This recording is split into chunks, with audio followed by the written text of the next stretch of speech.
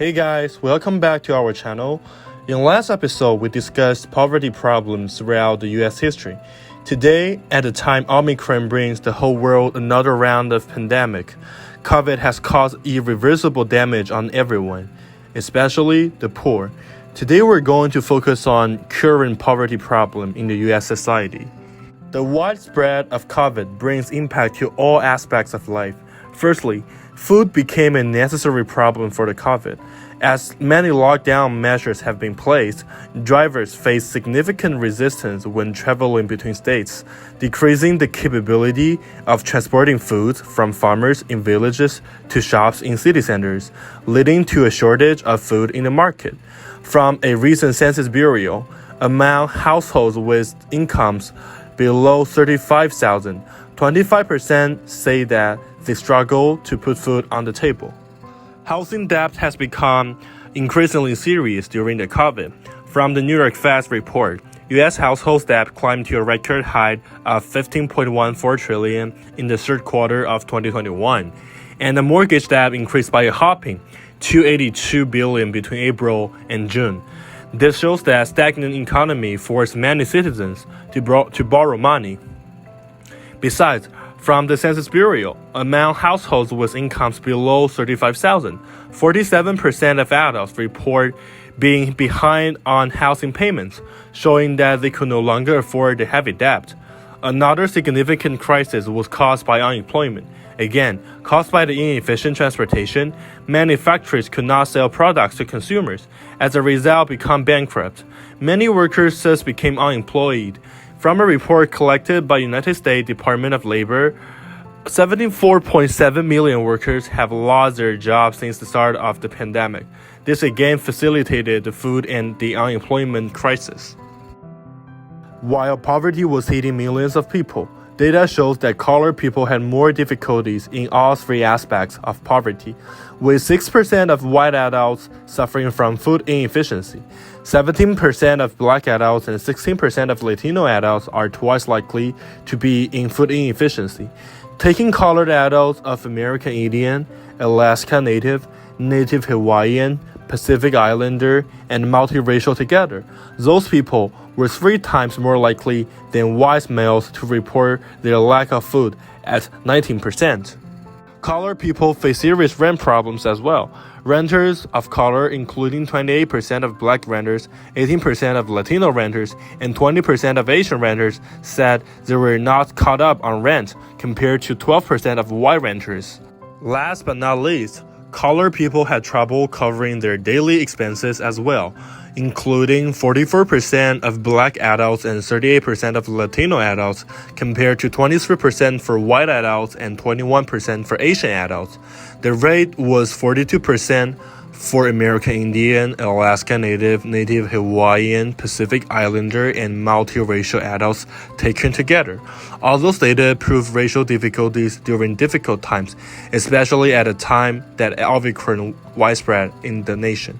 The U.S. government was involved in reducing poverty during the pandemic. One of the remarkable programs supporting people in financial difficulty is the American Rescue Plan.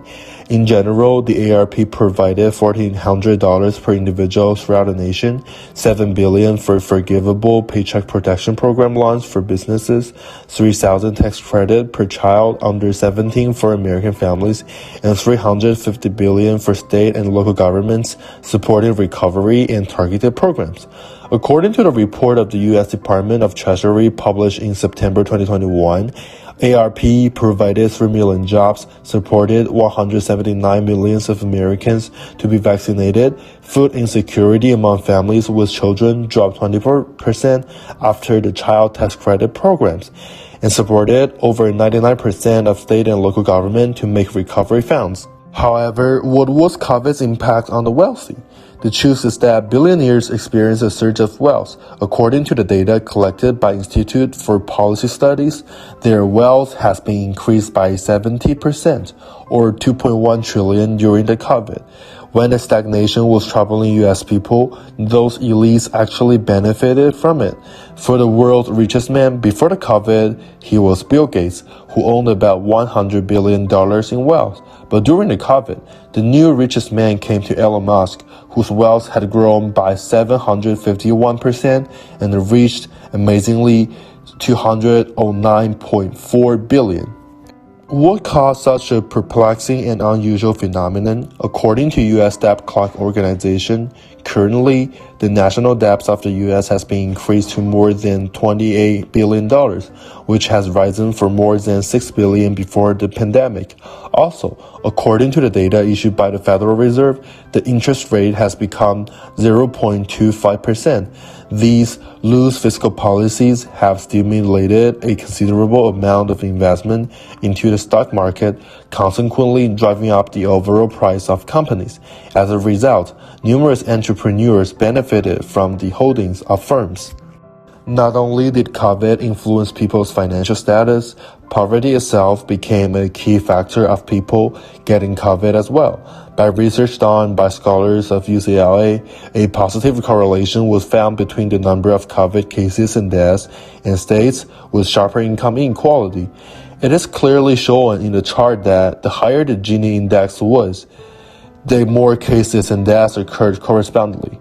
Those data prove that people receiving less income have a bigger chance of being infected or facing death, suggesting the harm of poverty and the need of reducing poverty as a societal problem.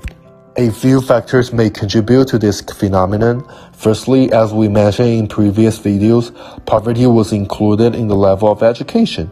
Without enough knowledge of ways to prevent COVID, poor people are more likely to get COVID due to improper behaviors, such as not wearing masks in public areas. Secondly, poor people live in more crowded areas, indicating that if one gets infected, the virus will spread to more people in a short period of time.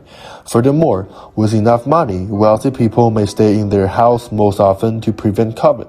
But facing financial difficulties, poor people must go out for work, exposing themselves in environments with potential danger.